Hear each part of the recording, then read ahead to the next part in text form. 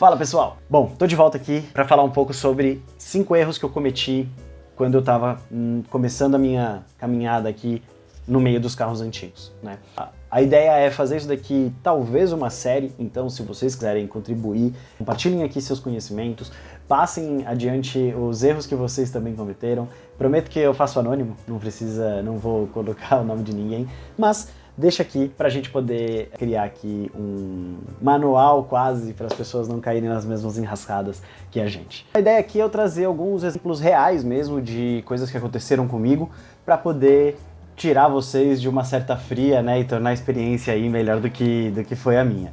Bom, primeira coisa, comprar o primeiro carro que eu vi. Acho que meu caso foi um pouquinho diferente, porque não é todo dia que você encontra ali uma BMW antiga dos anos 70 a preço de Corcel, basicamente, né? Tem, óbvio, coisas aqui que vão super se encaixar com várias pessoas, então acho que o grande ponto não cair muito ali na emoção do momento. Acho que isso é um baita aprendizado, porque querendo ou não, isso pode te render várias dores de cabeça, né? Então, quando eu fui ver a Schnitzel, a minha BMW 74, né, ali no @carrosvelho no Instagram, tem como vocês encontrarem. Ali a emoção falou mais alto, né? Eu cheguei a ver coisas que me chamaram a atenção ali, mas eu não vi coisas importantíssimas que eu devia quando eu comprei o carro a primeira vez. Também, outro ponto, né? Aqui não tem várias BMWs dessas à venda, então você não tem tantas opções, às vezes, quando você quer um carro específico, mas é sempre importante você tentar ter um pouquinho de calma, esperar um pouquinho, analisar a situação, para não cair em nenhuma enrascada. Quando eu fui ver o carro a primeira vez, a hora que a pessoa tirou a capa que o carro tava, eu já apaixonei, né? Eu olhei o carro, putz, essa sensação acho que muitos se relacionam. O carro tava ligando, ele andava pra frente e pra trás. Na época eu acho que o cara tava pedindo 14 mil, alguma coisa assim. Sei lá, você comprava um Corcel, você comprava um monobloco de Maverick na época por esse preço. Da lata parecia ok, tinha certos pontos, né? Claro, sempre tem. Mas ela tinha um para-choque raríssimo original, que é o da 535. Para-choque eu vou pôr uma foto aqui. Esse para-choque é incrível. Já vinha com ele original de plástico mesmo, não é de fibra, então eu falei, putz, isso aqui já também, eu já tinha olhado isso e visto que valia um dinheiro. Então pra mim isso fazia muito sentido. Mas ao mesmo tempo eu esqueci de olhar algumas outras coisas. Eu descobri que o carro não tinha nenhuma força no motor.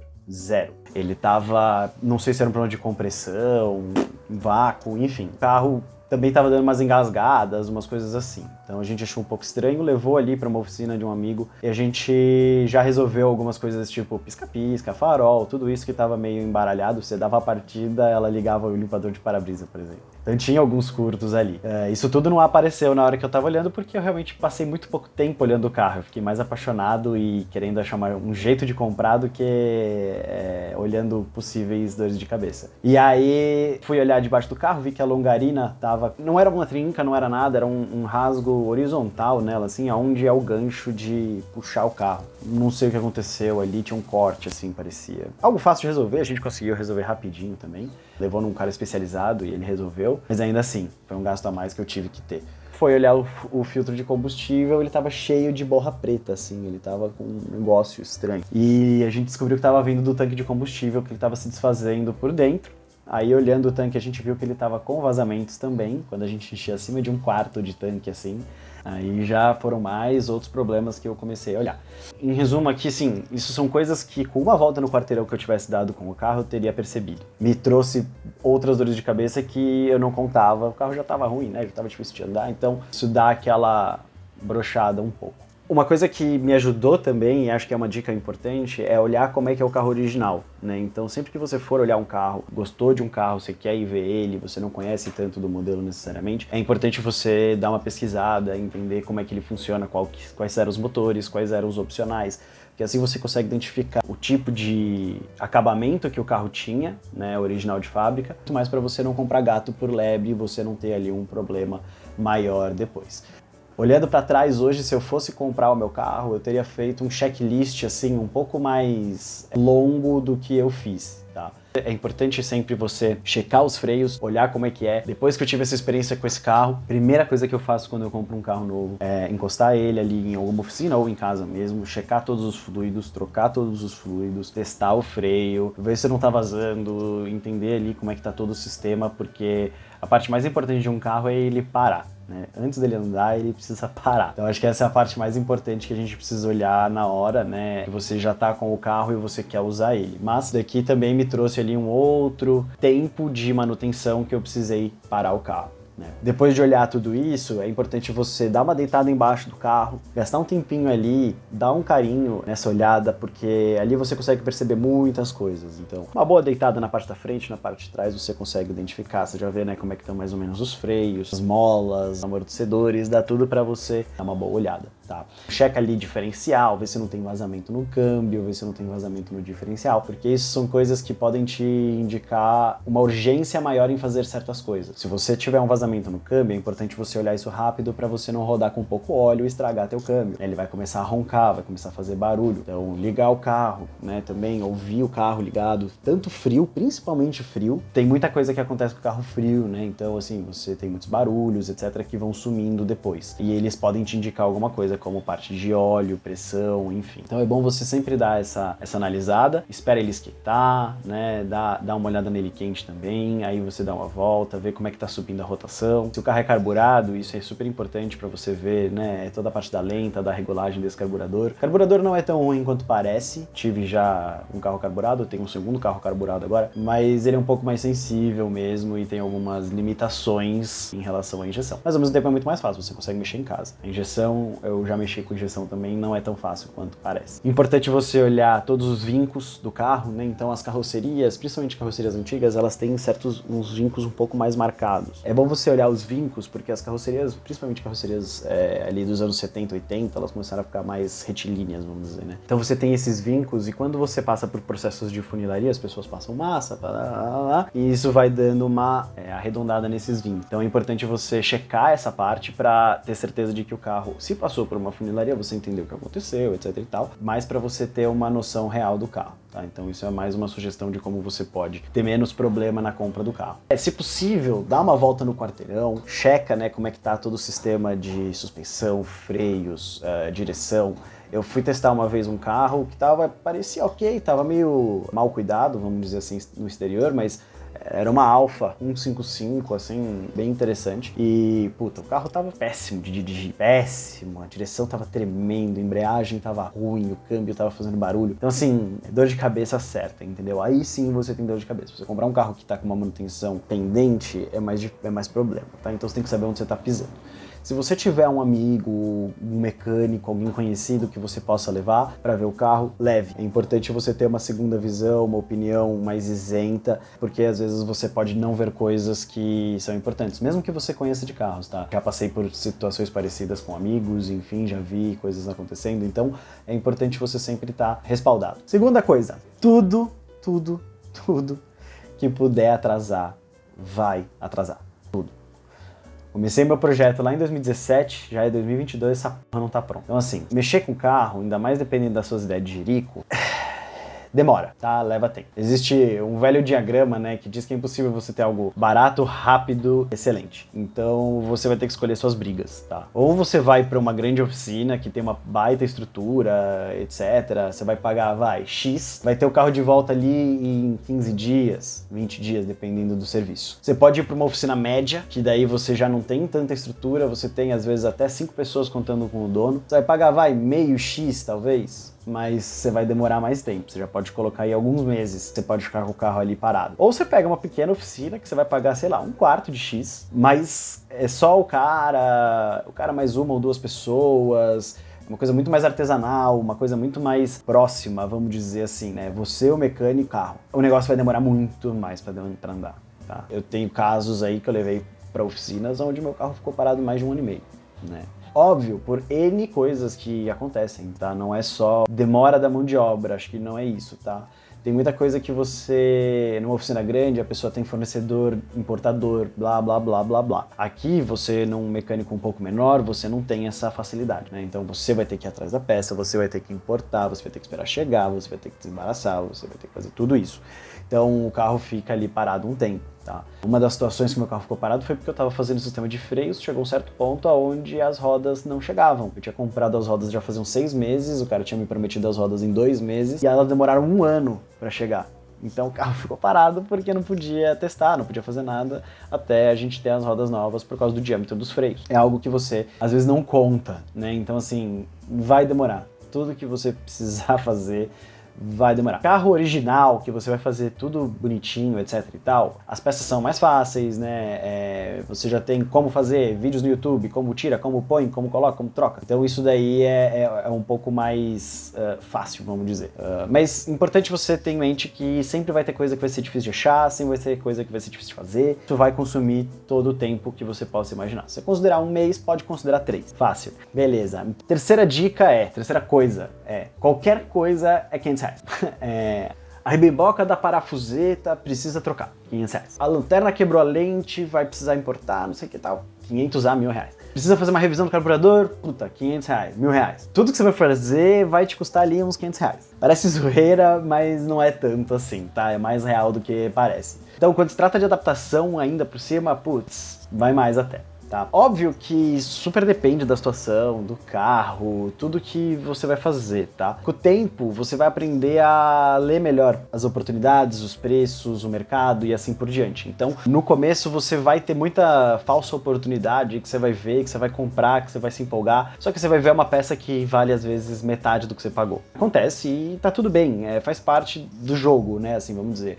Então, até você ter conhecimento mesmo, você pode passar por essas situações. Então, até para serviço isso é mais difícil também, porque você não consegue tanto mensurar, né? Como é que você mensura experiência, tempo, estrutura? Você não tem como mensurar isso, né? Então, a parte importante é você pensar que você vai gastar um dinheiro, tá? Não existe também essa história, carro antigo não custa dinheiro. Custa! Tanto quanto um carro normal. Esse é o grande ponto, entendeu? Então, às vezes, sei lá, você vai olhar, um farol de um Fusca custa R$500, R$400, sei lá, menos até, bem menos, dependendo do que você for comprar. O farol hoje de um Nivus tá quanto? Entendeu? Tipo, tem que pesar essas coisas também. Você vai pagar muito menos, às vezes, num carro antigo, entendeu?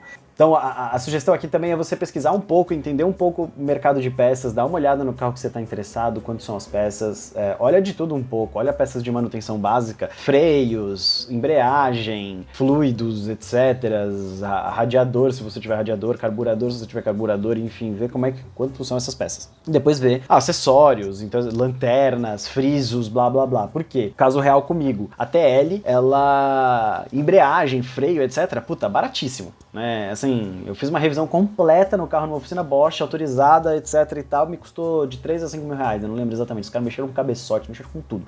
O carro ficou zero, maravilhoso. Só que quando eu fui olhar uma lanterna traseira, é R$1.000, uma lanterna traseira, se quebrar. Pô, ao mesmo tempo a BMW, a embreagem foi R$3.000. O aerofólio raro, etc., original de época, dos carros alemães, BMW, Mercedes e tal, foi R$500 que eu achei aqui no Brasil. Tem coisas que você vai achar dos dois lados para todos os tipos de carro. É importante só você saber o que você está olhando e como você está fazendo. Outra coisa, acreditar tudo que você vê na internet, né? Então, uma vez pesquisando, a gente queria fazer uma adaptação na Schnitzel, na BMW vermelha, para o diferencial, porque ele era muito curto. O diferencial é 4,11 original da 520. Com isso, você estava ali a quase 4.000 giros, mais ou menos 100 por hora na estrada. Então é um pouco incômodo, assim, né? E eu queria reduzir. Então o carro tava com muito torque, muita força mesmo, assim, então eu achei melhor reduzir. E aí eu fui para 345. Na adaptação inicial, a gente estava imaginando usar um diferencial moderno, uma BMW. Já tinha visto alguns gringos fazendo essa adaptação, só que quando eu fui olhar isso na estrutura, etc e tal, junto com um engenheiro, amigo, etc, a gente olhou e falou, puta, cara, tem alguma coisa estranha aqui. No fim, a gente entendeu que falta um ponto de sustentação ali da estrutura. Eles removem ali eles fazem uma adaptação em cima da estrutura original, e isso tira um ponto de suporte no chassi. Cara, isso é gravíssimo, né, se você for parar pra pensar. A gente escolheu não ir por esse caminho, a gente foi atrás ali de uma engrenagem e uma coroa e um pinhão novo pro diferencial original. Saiu mais barato, mais fácil, mais rápido e mais seguro do que fazer uma certa adaptação que na internet estava se fazendo bastante em BMWs antigas. É uma oficina razoavelmente conhecida no exterior que estava fazendo isso, que segue fazendo isso. Eu até mandei mensagem para eles, etc, mas não quiseram nem conversar, não me responderam. Mas ainda assim é algo que eu acho muito importante, porque às vezes você faz uma coisa que você viu na internet e você acaba pondo a segurança em risco, né? Não acredita tudo que você vê na internet. O último ponto, a peça X é igual à peça original. Isso não é verdade. Tem peças que não vão ser iguais. Tem peças que vão ser muito parecidas e elas não vão funcionar igual. Muitos carros realmente compartilham peças entre si e muitas delas funcionam perfeitamente bem. Isso é fato. Mas eu vou dar aqui 2 exemplos legais. Um deles, borrachão do cardan da BMW. Tem o do Ômega, se eu não me engano, que o pessoal usa. Ele funciona, mas ele acaba muito mais rápido. Muito mais rápido. Coisa de metade do tempo, assim, mais ou menos. Então você não vai pagar o dobro, às vezes, na peça. Você corre menos risco de falha mecânica.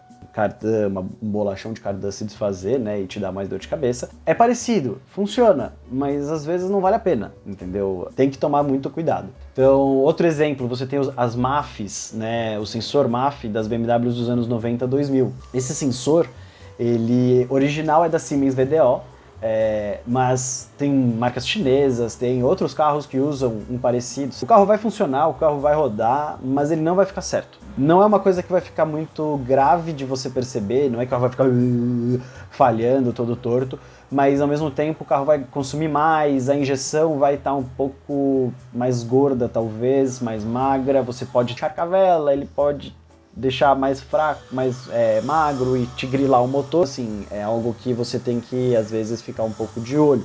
Essa peça custa muito mais caro, sem dúvida. Eu importei uma recentemente, eu paguei via Grabber, acho que deu quase 4 mil reais. Lógico que eu paguei com o dólar alto, enfim, tal, mas...